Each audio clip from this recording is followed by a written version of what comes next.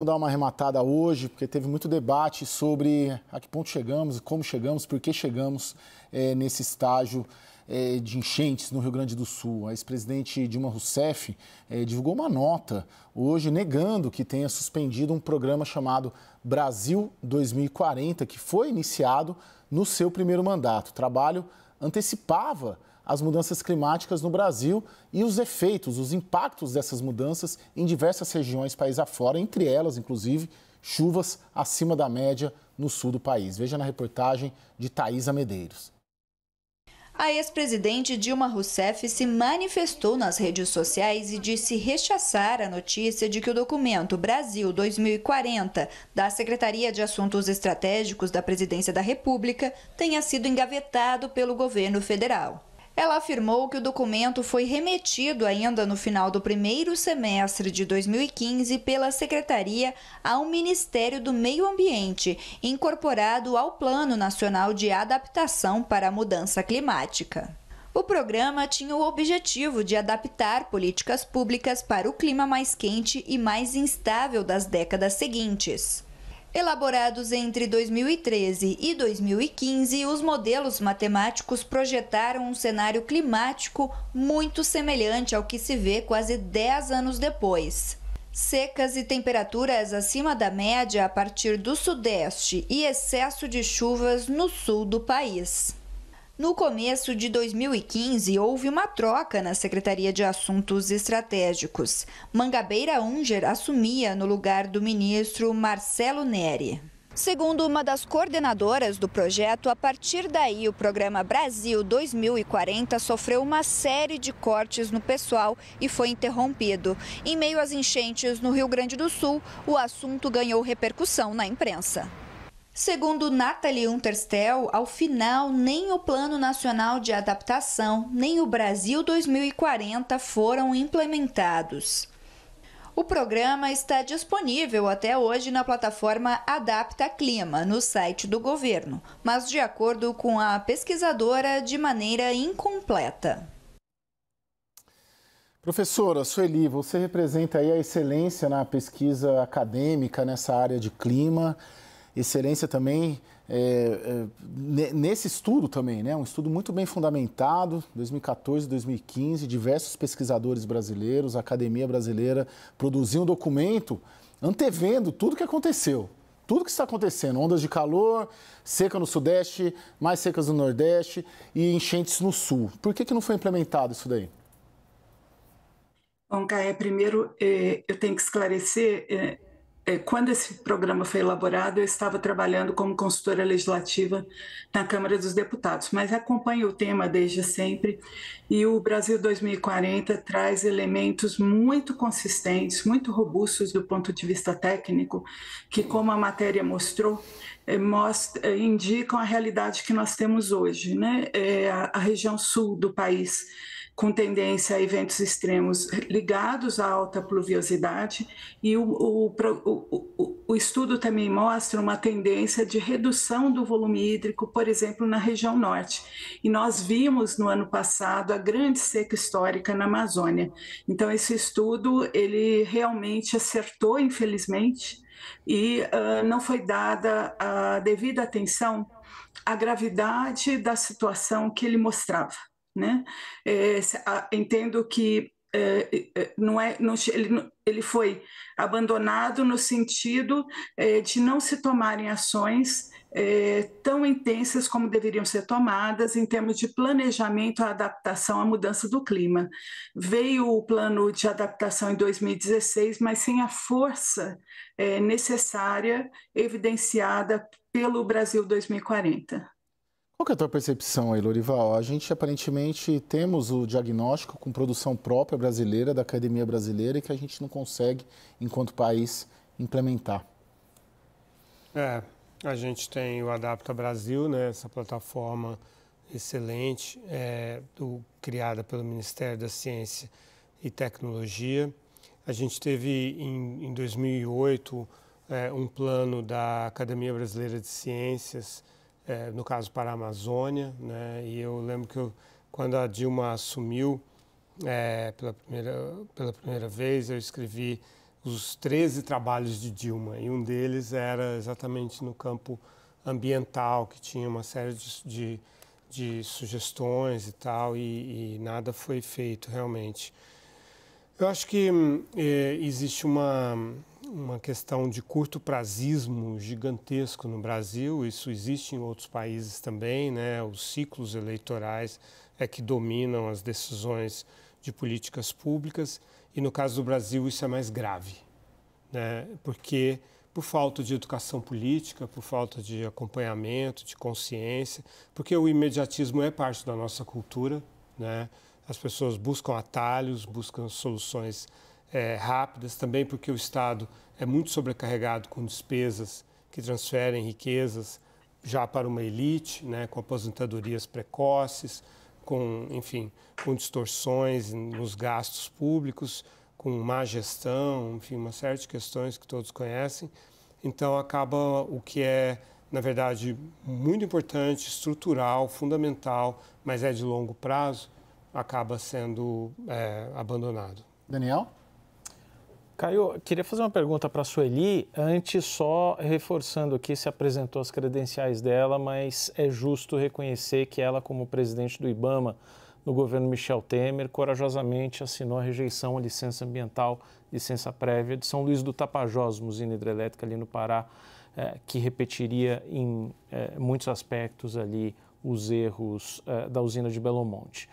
Mas Sueli hoje está como especialista sênior do Observatório do Clima, que nesta semana fez uma observação de que há 28 projetos de lei e PECs tramitando no Congresso Nacional, flexibilizando ou reduzindo direitos indígenas, flexibilizando o Código de Mineração, Código Florestal, outras legislações que dizem respeito às políticas públicas voltadas ao meio ambiente. Sueli, sem detrimento de outros 27 projetos ou PECs, qual que é o projeto que mais importa neste momento?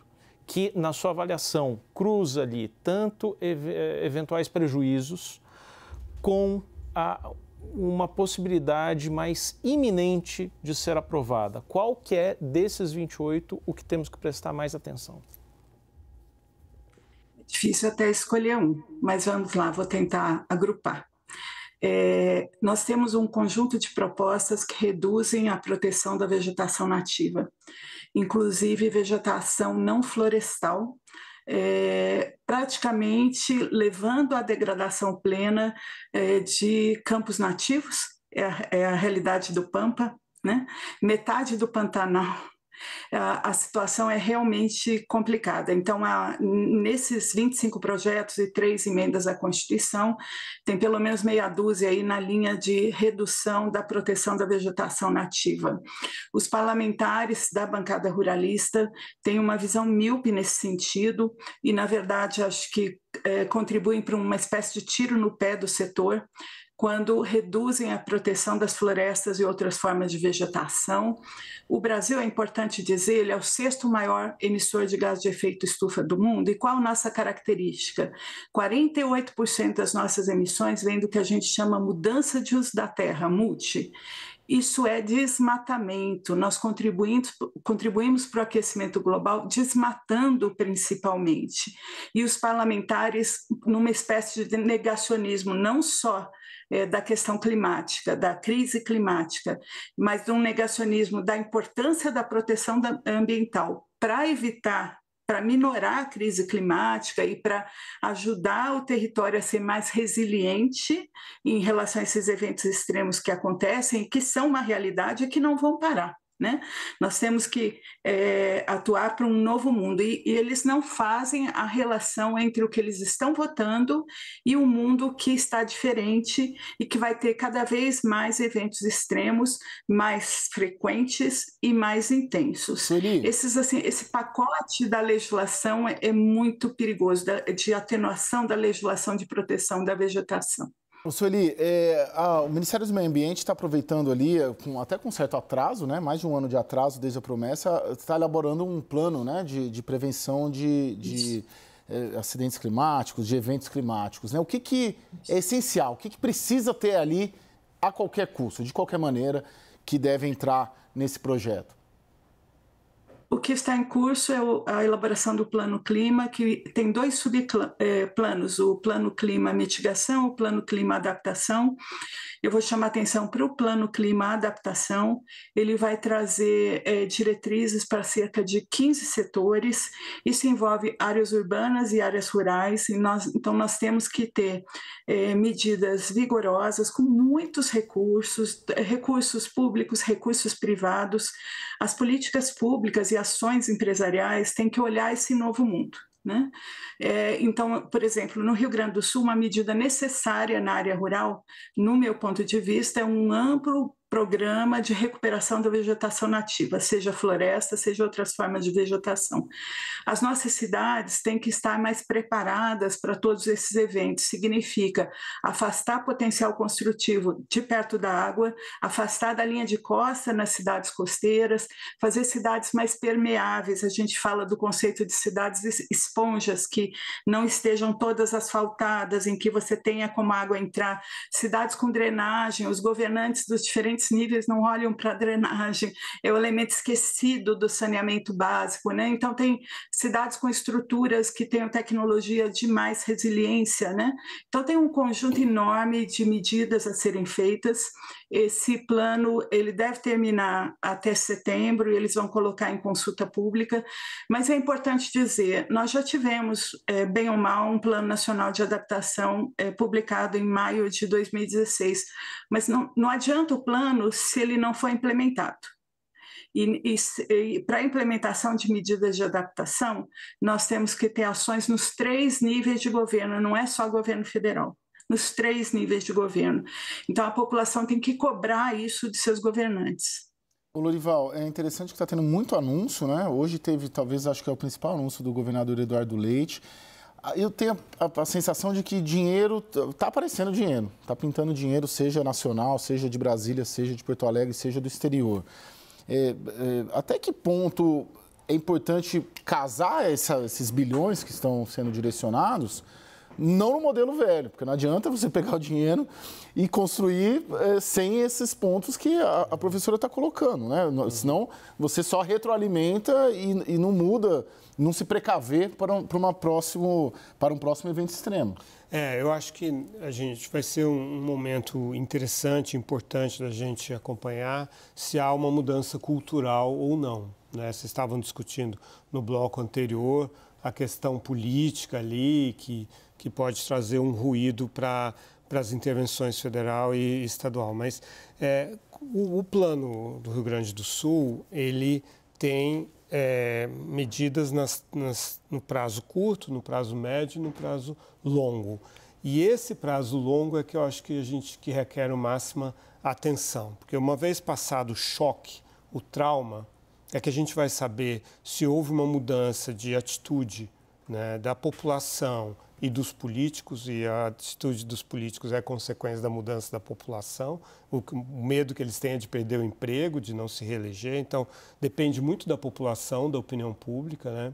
Mas se haverá uma mudança no sentido de entender que o longo prazo é tão ou mais importante, ou é tão importante quanto, lógico que o curto prazo é super importante, né? As pessoas estão sofrendo, precisam de socorro, mas o médio prazo é a reconstrução, e o longo prazo, as medidas realmente de adaptabilidade, de mitigação e para evitar que algo dessa dimensão volte a acontecer. Se, mais uma vez, o ciclo eleitoral e o imediatismo engolirem o longo prazo, significará que nós não aprendemos nada. Sueli, você sente que essa mentalidade nova ela vai estar presente aí, daqui em diante?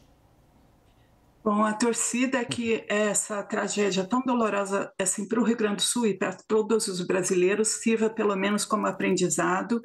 Essa narrativa toda de adaptação à mudança do clima que surgiu nos últimos dias é uma espécie de aprendizado, né? Então, a torcida é que para quem está realmente no poder e que tem no meio dos processos decisórios governamentais, e eu estou falando nas 3 esferas da federação, realmente veja tudo isso e escute as demandas da própria população, porque a população brasileira sabe que essa tragédia foi causada por mudanças climáticas. As pesquisas estão apontando assim, quase a totalidade dos respondentes sabem que isso vem das mudanças climáticas, e é interessante falar também que na consulta pública do Plano Plurianual do Governo Federal, o tema número 1 foi emergência climática. Então, os brasileiros sabem o que está acontecendo. É bom que os governantes, os políticos eleitos em geral, comecem a dar a devida resposta para os cidadãos brasileiros.